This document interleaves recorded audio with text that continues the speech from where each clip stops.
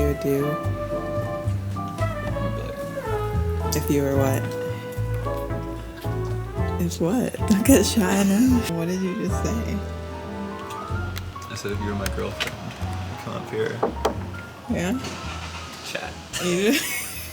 You can't do that because I'm your wife. The city of Bruges will absolutely not be seeing any of my outfits. For as good as I thought I packed, it's still too cold. It's entirely too cold. And I've been having to wear Ian's Patagonia jacket just to stay warm. We're getting ready to go to dinner. We've only been here for one day, but I've got to say that Bruges is a very cute city. It's charming and it's quaint, and there's canals that are lining the streets. Everything is very, very walkable. And the Airbnb that we're staying, it is actually very close to the sort of like city center area. So it's been a very good 1.5 days. I am really excited to go to Copenhagen. Our flight is at 3 tomorrow. So I think we're gonna leave early in the morning because word on the street is that Brussels airport has been having a little bit of trouble this summer. Maybe there's just been a lot more inbound than they're used to, but in any case, we will not be struggling tomorrow. Belgium has been really great so far. I didn't find Brussels particularly exciting. It reminded me a lot of DC, but I do feel like it was a very good place to get over jet lag. I don't know, that sounds offensive to say. Still have all the things that you'd expect of like a European city, but I didn't feel like I was missing out if I decided to just like stay in the Airbnb for the day. Since moving back to Atlanta from San Francisco, I feel like I haven't had that much headspace. I've been on the move a lot, whether it's like through travel or just like hanging out with people, things happening with family, and it's just been a lot. And life has felt very full, but not in a very balanced way.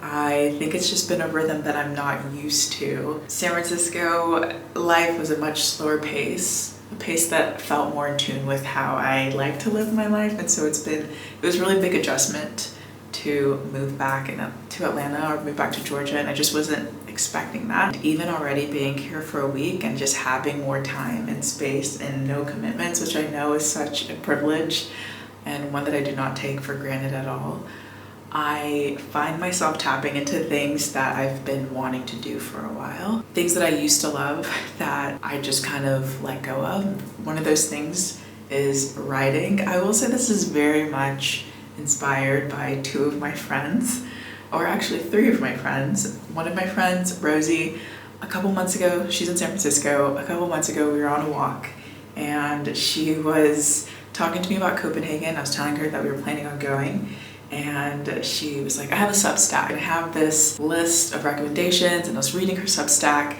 and she had like such good writing of just talking about her time and giving recommendations. And when we were on the walk, she's like, you should start a Substack. You should like write something. I used to really love writing, but it's just something that I haven't really done. I think I'm one of those people, I don't know if other people are like this, where it's just find it easier to do something when you know what the parameters are. But yeah, outside of undergrad, it's just been hard for me to tap into that again. So I will link Rosie's list in this video. And then my other 2 friends, Miruna and Gray, started a Substack as well. And that's been really inspiring for me because those 2 are just people who, I think they have such a good sense of taste. I really value that. I value their opinions on things. I think that they both just understand beauty and play and joy. So those 2 have started a Substack where they're sharing all the things that they sort of geek out and nerd out about. I would say that those 2 have really been inspiring me as of late to just write again and realize the gift that written communication is. So yeah, I've been doing a lot of that. I sat down and I wrote something earlier today, which just felt really good. It's not that I don't journal and things like that, but just to say I'm gonna sit down and write about this subject felt really cool. So I'm hoping for a lot more of that when I'm on this trip.